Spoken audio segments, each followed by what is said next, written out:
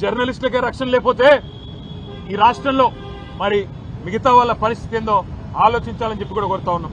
అదేవిధంగా బేరు సత్యనారాయణ అని చెప్పి మా నాయకుడు మాజీ ఎంపీటీసీ ఆయన మొన్న మంచిర్యాల జిల్లాలో మంచిర్యాల నియోజకవర్గ కేంద్రంలో అక్కడ ఉండే స్థానిక కాంగ్రెస్ ఎమ్మెల్యే వేధింపులు పోలీసును అడ్డం పెట్టుకుని ఆయన చేసిన హరాస్మెంట్ తట్టుకోలేక గొంతు కోసుకున్నాడు బ్లేడ్తో. ఇవాళ చావు బతుకుల్లో కొట్టుమిట్టాడుతూ ఉన్నాడు. ఈ విషయం కూడా డీజీపీ గారికి మేము చెప్పాం. ఇది ఒక్క మంచిర్యాలలోనే కాదు, ఇక చాలా చోట్ల ఈ రకంగా పోలీసులను అడ్డం పెట్టుకుని హరాస్మెంట్ కార్యక్రమం జరుగుతూ ఉంది. కానీ ప్రజాస్వామ్యంలో ఈ రకంగా వ్యవస్థలను అడ్డం పెట్టుకుని ఎక్కువ రోజులు బతుకుదామని ముఖ్యమంత్రి అనుకుంటే ఆయనంత మూర్ఖుడు, ఆయనంత పిచ్చివాడు ఇంకెవడు ఉండడు. అందుకే డీజీపీ గారు కూడా విజ్ఞప్తి చేసినాం, రాష్ట్రంలో శాంతి భద్రతలు అదుపు తప్పుతా ఉన్నాయి. హైదరాబాద్ లో కూడా ఇవాళ పూర్తి స్థాయిలో మీరు చూస్తా ఉన్నారు పేపర్లు, 30 రోజుల్లో 28 మర్డర్లు అని. ఈ నగరానికి ఏమైంది అని చివరికి ముఖ్యమంత్రి గారికి అప్పుడో ఇప్పుడో ప్రభుత్వానికి వెన్నుదన్నుగా నిలిచే పత్రికలే వార్తలు రాసే పరిస్థితి కూడా వచ్చింది.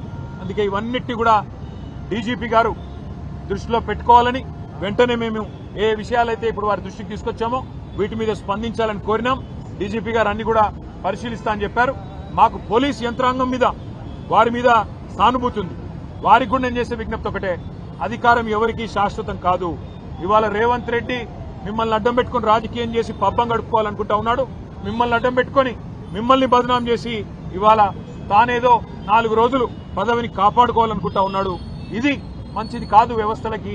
ఈ రకంగా అండగా నిలబడ్డామనే మాట కూడా చెబుతూ సోషల్ మీడియాలో కూడా మా తమ్ముళ్ల మీద కేసులు కానీ ఇంకోటి కానీ జరిగితే తప్పకుండా మేము కూడా అంతే స్థాయిలో స్పందిస్తాం.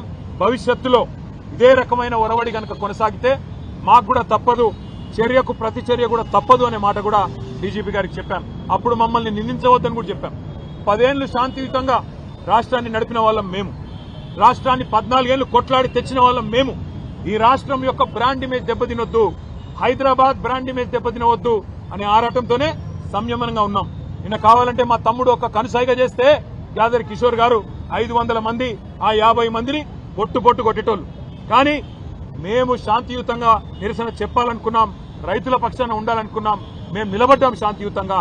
కానీ మా సహనాన్ని, మా మంచితనాన్ని, తెలంగాణ మీద మాకున్న ప్రేమను చాతగాంతనంగా, మా అసమర్థతగా, మా ఓపికను పరీక్షిస్తే మాత్రం చర్యకు ప్రతి చర్య కూడా తప్పదు.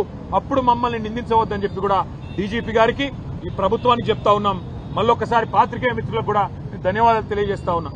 నిన్న జరిగిన ఈ సంఘటనలన్నిటి కూడా రాష్ట్ర ప్రజల దృష్టికి తీసుకొచ్చినందుకు తప్పకుండా మీ బాధ్యత మీరు సక్రమంగా నిర్వర్తించినందుకు మా ఎలక్ట్రానిక్ మరియు ప్రింట్ మీడియా సోదరులకు కూడా హృదయపూర్వకంగా మా ధన్యవాదాలు. నమస్కారం. Thank you. డీజీపీ గారికి అది కూడా చెప్పాం. ఇవాళ కొంతమంది పోలీసులు మంత్రుల బర్త్డే కార్యక్రమాల్లో పరవశించిపోతా ఉన్నారు, కేకులు కోస్తున్నారు, డాన్సులు చేస్తున్నారు, స్పీచ్లు ఇస్తున్నారు. వాళ్ళ మీద కూడా చర్య తీసుకోండి. ఇట్లా ఒక డీఎస్పీ గారు ఉంటే కింద సిఐ గారు, ఎస్ఐ గారు, కానిస్టేబుల్కి ఏం సంకేతం పోతుందండి అని చెప్పి కూడా డీజీపీ గారికి అని చెప్పాము. ఆ విషయంలో డీజీపీ గారు కూడా అన్నారు, అవును కొన్ని చోట్ల ఇటు జరుగుతున్నాయి, నేను కూడా చూస్తా ఉన్నాను, తప్పకుండా వారి మీద కూడా చర్య తీసుకుంటాం, ఇప్పటికే షోకాజ్ ఇచ్చామని కూడా వారు కూడా చెప్పడం జరిగింది. Thank you. తప్పకుండా వెళ్తాం. ఎందుకు వెళ్ళండి?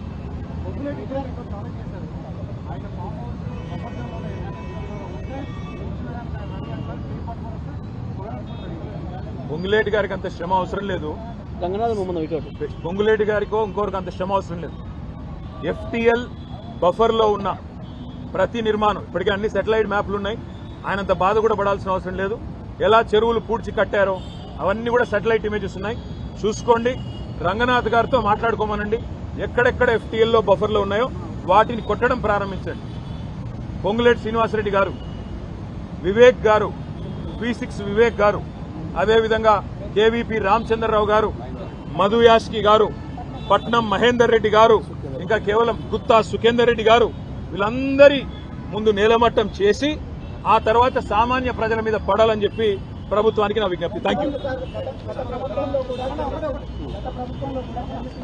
ఎక్కడ ఏం జరగలేదు. Thank you.